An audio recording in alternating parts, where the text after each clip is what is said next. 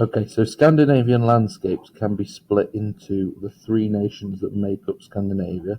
So we have Norway, we have Sweden, and we have Denmark.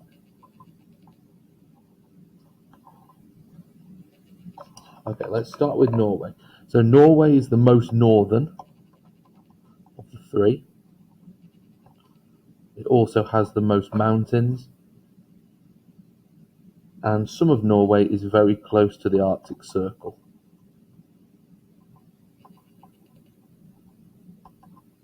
So in the northern areas, it's very, very close to the Arctic Circle. There's a lot of coastline, and there's a lot of mountain ranges. Now, along the coastline, there's thousands of islands and sort of inland lakes, and we call these inland lakes fjords. So there's thousands of these inland lakes, which we call fjords. At the head of the fjords, there is some fertile land, but generally most of Norway is not fertile land. Next, we'll go on to Sweden. The last thing to say on Norway is that it's a very difficult place to live, particularly the further north you go, and particularly in the winter time as well. Sweden is the largest of the three.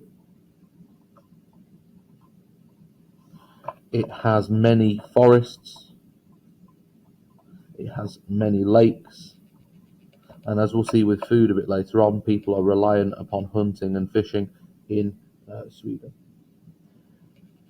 The people who go eastward and become the Volga Vikings, generally they come from Sweden. So those people who move eastward towards Russia are from Sweden. Then finally we have Denmark. Now Denmark is a very fertile land.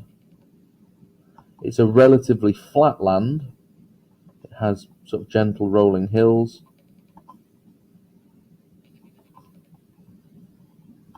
And because it's so fertile, because you're only maximum 35 miles from the sea at any point. So because of this, the land is fertile, good for growing crops. There's sort of an abundant supply of fishing,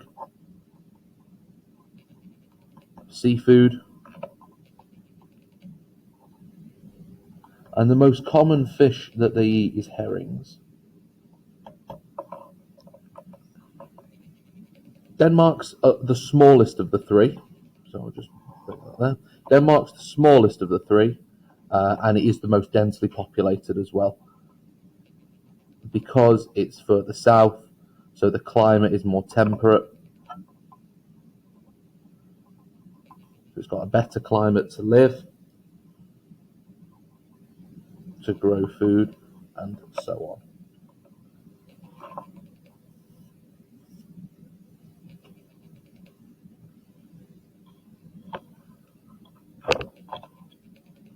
Next, we'll move on to life in Scandinavia. Now, in terms of life in Scandinavia in their daily life, you could talk about lots of different things: art, runestones, houses, food, tools, clothes and jewellery. We're just going to focus on three though, and the three that we're going to focus on are tools, food, and houses. So like I said, these are not the only three, but these are the three that we're going to focus on. So let's start with houses. So their homes are called longhouses. Generally they are rectangular in shape, and they will have a rectangular hearth, a rectangular fire in the centre. There'd be one large room, and it would have a thatched roof. And then the smoke, it would be very, very dark and smoky inside, but the smoke would escape through the roof. So through the thatch, through the straw in the roof, it would escape. Animals are kept in the house in the winter.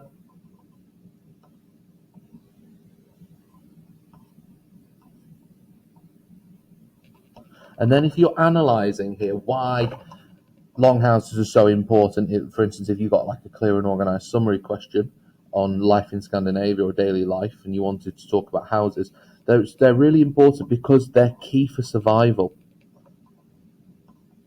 They're key for survival in a hostile climate, both for the family, for the people, but also for the animals as well. They bring the animals in, key for survival. Next one we're going to look at is food. Now, the Vikings make use of the environment around them.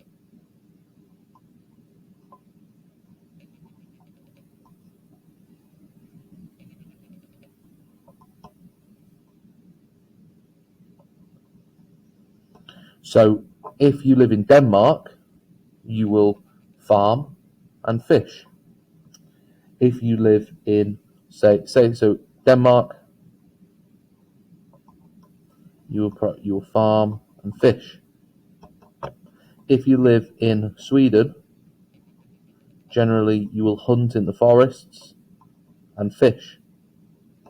If you live in Norway, in some regions you might be able to hunt, but generally they would be using the fjords largely to fish. Some of those fertile areas at the top of the fjords, they might grow things, but generally it would be fjord fishing. They would keep animals like cows and goats.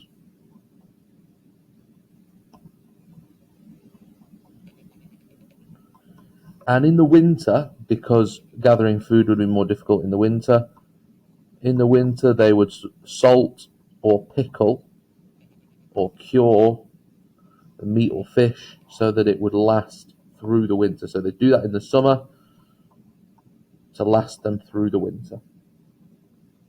Around the longhouse, it would be the role of the woman to grow things around the longhouse.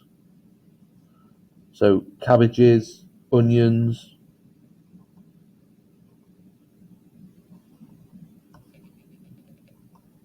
to grow things around. So grow around the longhouse, cabbages and onions.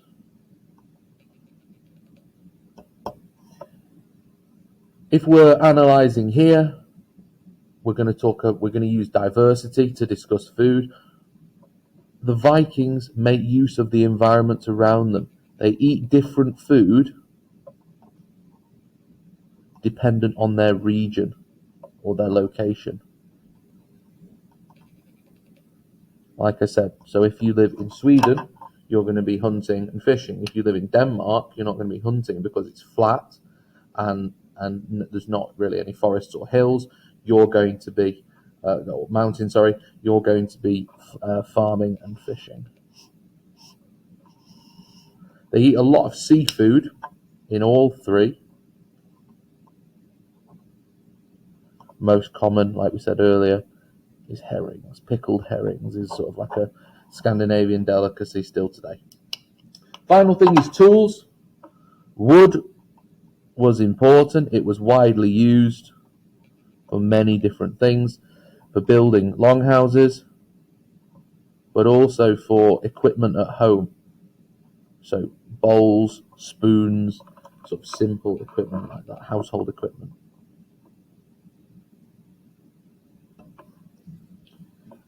Iron was very important, and the ironsmith was a very important sort of job in a Scandinavian Viking tribe or clan. The ironsmith would be responsible for making nails to build with, tools, sort of personal products, so knives to cut with or to use in everyday life. Bone and antler were also materials that were used, and they would be used maybe for the handles of things or for combs, because remember, Vikings take great pride in their personal appearance. So why are tools important? Well, I would argue For this one, if you're analysing here, I would say significance, and I would say the significance of tools again is for survival. The tools are important because they are critical for their survival. Nails help them build homes in a hostile climate. Tools help them maintain homes, catch food, prepare food in a hostile climate, and so on. Okay, so that would be my analysis for tools.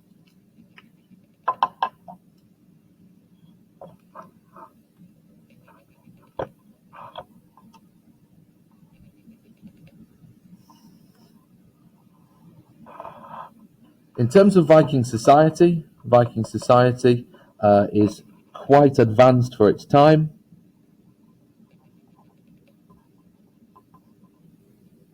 Women have more rights and responsibilities in Scandinavia than they do in other sort of groups at the time.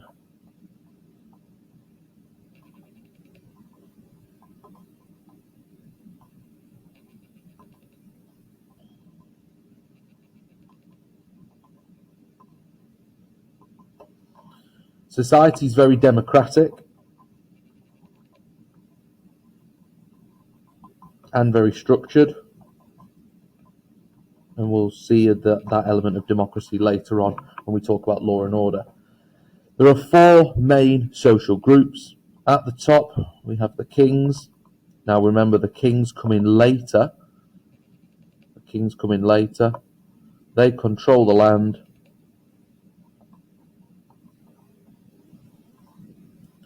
And they emerge later, in the later period. So that's kings. The second social group we have are the jarls. The third are the carls. I'm running out of space here. And the fourth and most bottom group are the thralls. Now the thralls are the slaves. They can be bought or sold. They might be captured in battle. But importantly, you can buy your freedom. So I'll just put this here. As a slave, you can buy your freedom. If you somehow acquire the money which your value is, you can buy your freedom, which is relatively unique to the Vikings. So we've got kings, control the land and emerge in the later period. Then we've got jarls. Now jarls are the clan leaders. They might rule over their clan or a small kingdom.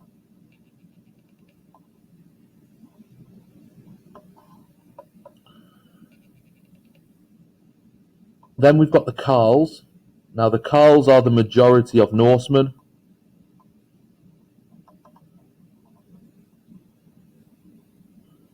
Your everyday free Viking. So they are free. They might be fishermen, craftsmen, carpenters. And then below them, you've got the thralls.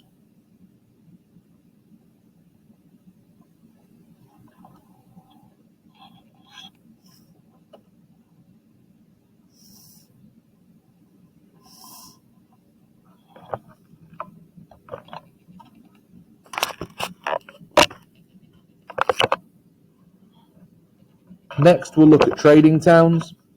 We've got three important trading towns.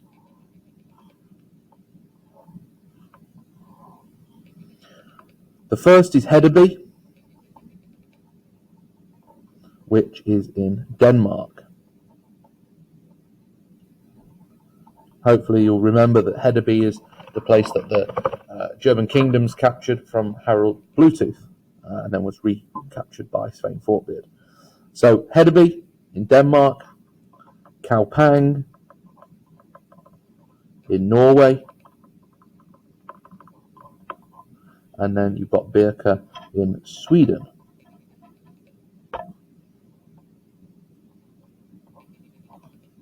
So let's start with Hedeby then.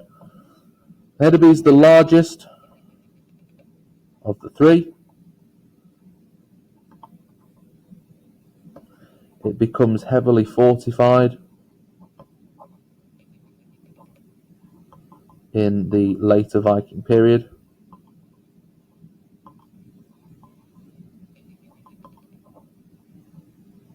It has a population of about 1,500 people, which is significant for the time.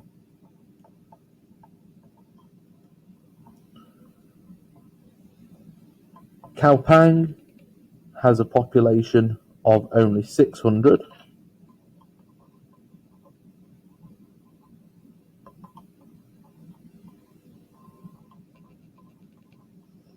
And it starts to trade from the 790s onwards.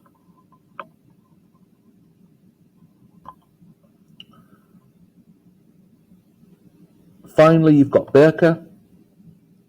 Now, Birka has a population of 700.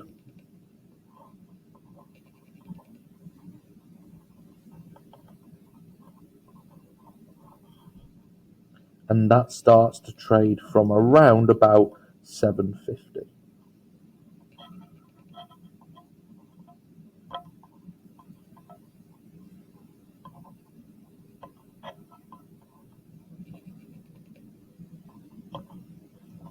From about 750 onwards. Now, what's important to know about these towns is that goods from abroad are sold in these trading towns. So they don't just trade things that they make, they trade things from abroad as well. So I'll put that here.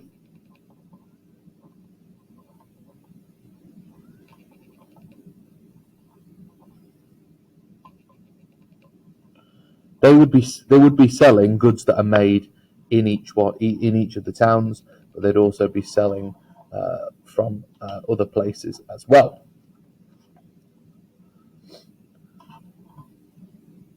A little bit of extra information on Birka, that Birka is a trading town on the island of Lake Mälaren.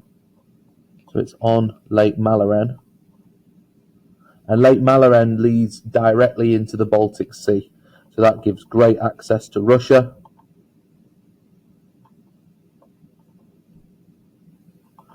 Through the Baltic Sea.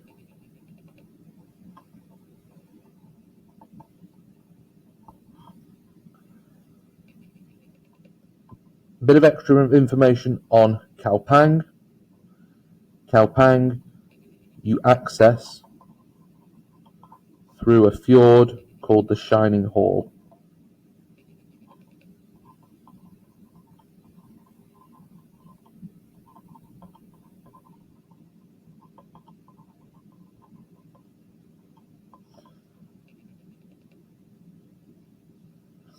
Okay, so I'll just highlight for you the key information. I'll underline in purple the key bits that you need with regards to the trading towns, just so you can clearly see what is the key info here.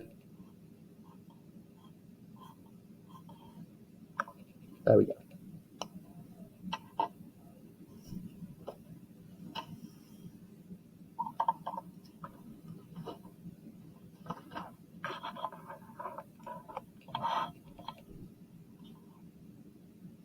Okay, in terms of Viking law and order, there's a few key things that we need to remember. There is no central Viking government.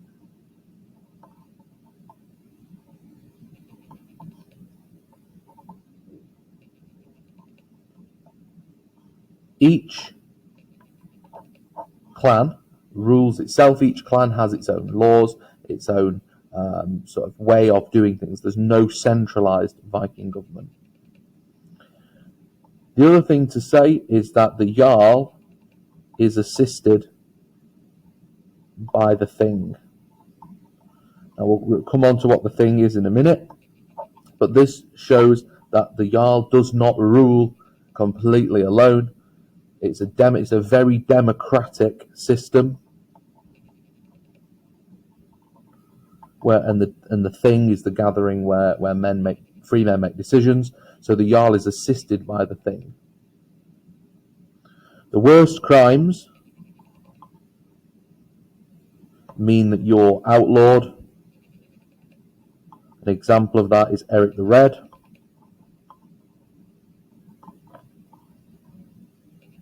And finally, family is very, very important to the Vikings. So we'll start with family. So family and loyalty is very important, both to your family and to your clan. Vikings were prepared to fight to the death for their family.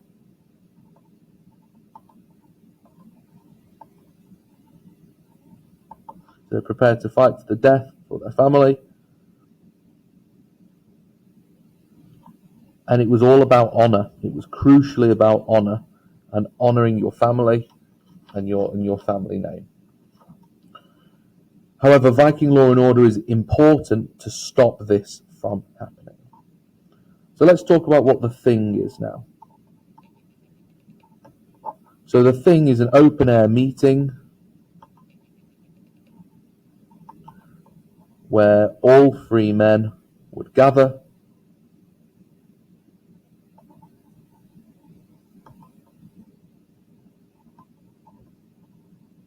and they would make decisions. They would discuss punishments and they would discuss new laws.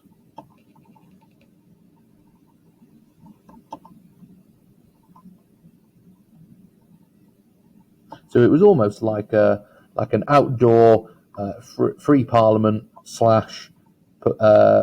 court. The next thing is the law speaker.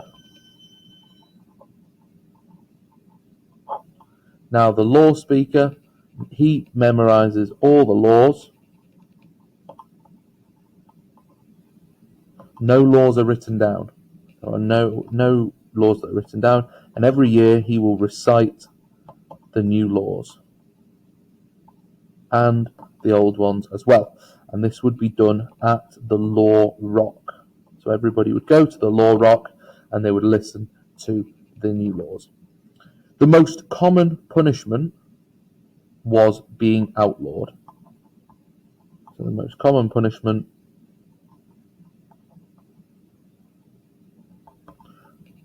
was to be outlawed.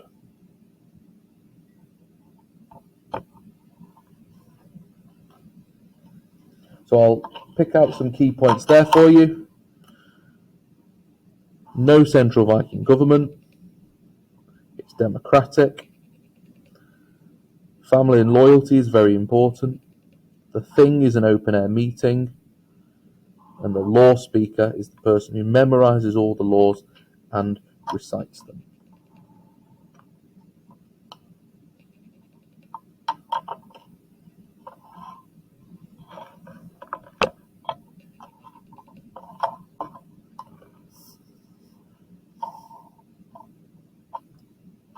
Now the final thing is to do with Viking beliefs and religion.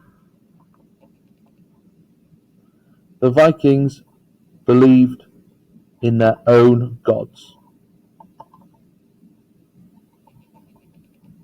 They did not follow any other main world religion. They believed in their own gods, and this made them pagans. So this made them pagans.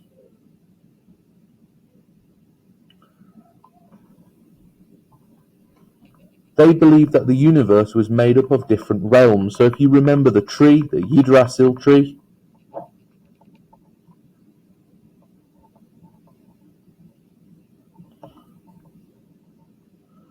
the Yggdrasil tree is made up of Asgard, which is almost like their heaven, Midgard, which is earth, and then Helheim, which was their underworld.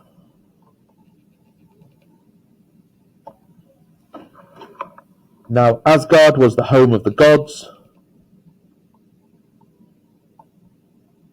and in Asgard was Valhalla, which was Odin's feasting hall.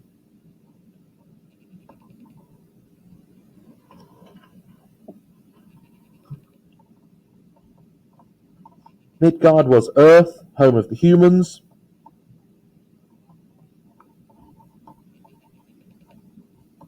And Helheim was controlled by the goddess Hel, with one L, and that was the underworld. The Yggdrasil tree held these three worlds, and so it was a magical ash tree that held up the realms.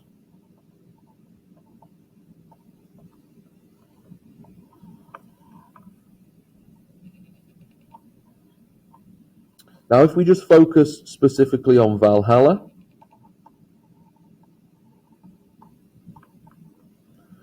Valhalla was the Hall of Warriors, where if you died bravely in battle, then you would go to Valhalla.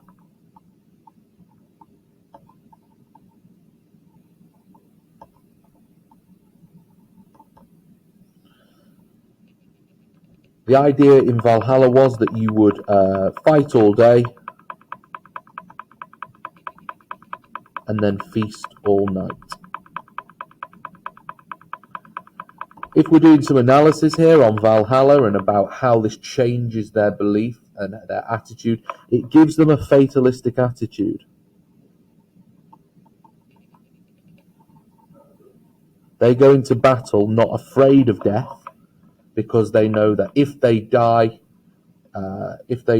bravely in battle, then they will go to Valhalla. So it gives them a fatalistic attitude. So I'll just highlight that for your analysis there.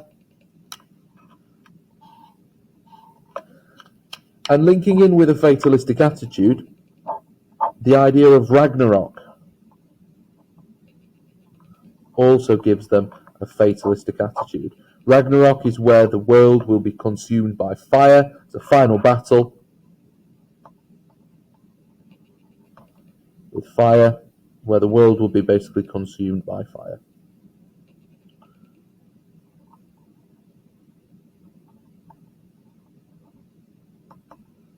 And this means that it's the end of the world, and they believe that their fate is already predetermined.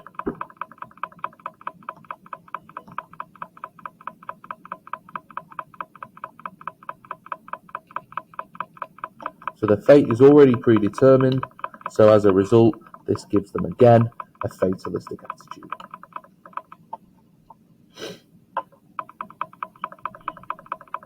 In terms of the fate already being predetermined, just a little bit of extra information on that, they believe that there are three Norns, which are spinners, which have already spun the web of destiny. They've already spun the future's mapped out, so they can't change it. So that gives them a fatalistic attitude, because if they're going to die, then it's already predetermined, so there's no point worrying about it.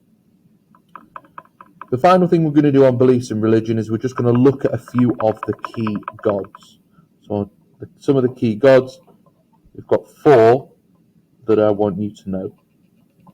The first is Odin, the second is Thor, the third is Loki, and the fourth is Freya. Odin is the god of all gods.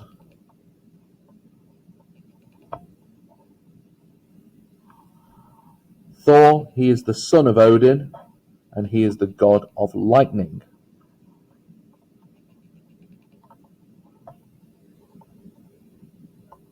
And Thor's hammer is called the Mjolnir. Then we have Loki, who's the trickster god, the god of mischief, and he's usually blamed when things go wrong. So he's the god of mischief. And then Freya, she is the goddess of the harvest and of childbirth. Now, these gods are important, bit of analysis here. These gods are important to people because if there's something that's happened that they don't understand, they will blame Loki. If they want Obviously, they want a good harvest, they will pray to Freya.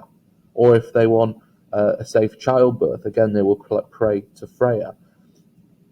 So, as a result, it helps them explain things they don't understand, and it provides sort of comfort and support for them.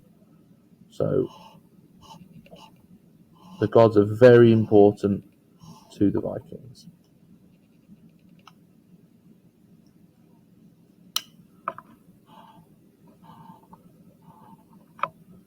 So again, I've highlighted in pink for you the analysis, some of the key points to do with beliefs and religion.